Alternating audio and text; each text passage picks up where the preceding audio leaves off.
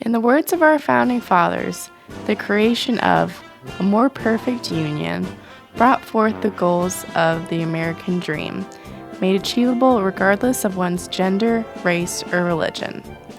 The United States is a country built upon these values of freedom, equality, and opportunity, as most would like to say. However, this country's history has shown to deviate from this moral code.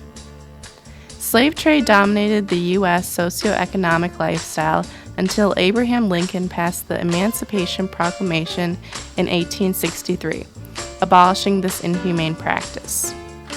However, the racial divide was far from over. In 1870, Jim Crow laws were passed legalizing segregation at an institutional level, allowing public facilities such as restrooms, buses, and schools to separate citizens based on the color of their skin.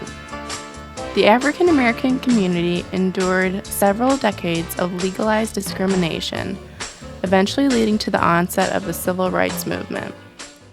Ain't gonna let nobody turn me around, turn me around, turn me around. Ain't gonna let nobody turn me around. I just keep on walking, keep on talking, marching on the freedom line. Progress towards ridding the country of racial divide was powered by forces such as Martin Luther King, the NAACP, and the Black Panthers. The results of this movement? The promising Civil Rights Act, a landmark piece of U.S. legislation outlawing discrimination based on race, color, religion, sex, or national origin. It has been more than 50 years since the end of the Civil Rights Movement, and some could say not much has changed.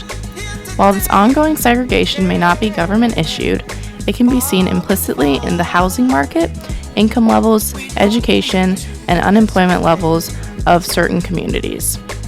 This unavoidable truth becomes evident walking through many urban centers.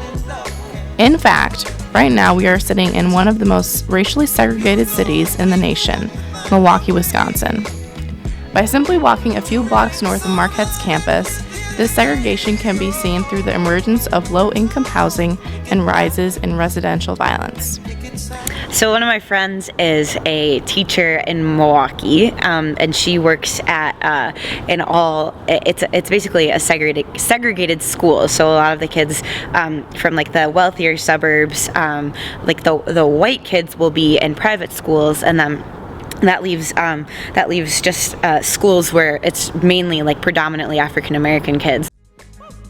A similar scene can be found not too far away in the streets of Chicago, the most racially segregated city in 2016. Do you think about me now and then? Yeah. Do you think about me now and then? 'Cause I'm coming home again. Areas of northern Chicago are typically characterized by an overwhelmingly wealthy Caucasian population. Lincoln Park, for example, holds a median annual income of $82,700 and unemployment levels at only 3.7%. I live in Lincoln Park, Chicago. I've never seen one discrimination. The neighborhood is 87% white and only 4% black. The neighborhood of Englewood, for example, holds an annual median income of $19,700 and an unemployment level of 21%. Here, the population is 98.5% black and only 0.6% white. Entitlement, arrogance, and ignorance are the key roots of rape, key roots of discrimination. I do live in Humboldt Park, which used to be a very black and Hispanic neighborhood, and it's now being gentrified, and that's very okay, great, we're just displacing people. So I just feel guilty mostly. This difference can be notably attributed to poor allocation of community resources. Ineffective education systems, limited availability to healthcare, and low-income housing lead to an overall worsened quality of life in these neighborhoods compared to those in the north side.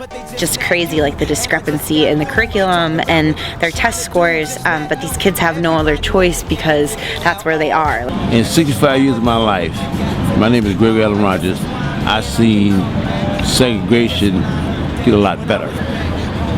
In light of the recent presidential election, only 8% of the African American vote went towards Donald Trump, showing that the country is still racially divided.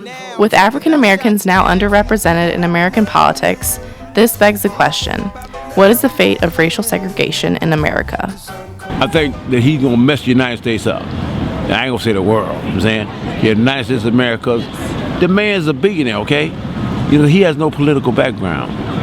You know, and when him and Hillary Clinton was debating, right, on TV, national TV, that man talks stupid. I think it's probably going to get worse, but I would hope that it would get better. But based on what he said, I don't think he's going to do anything about it. As a neutral observer, I would say that yes, you can vote for anyone. Someone will win, someone will lose. All you can do is hope that whoever wins makes the right decisions at the end.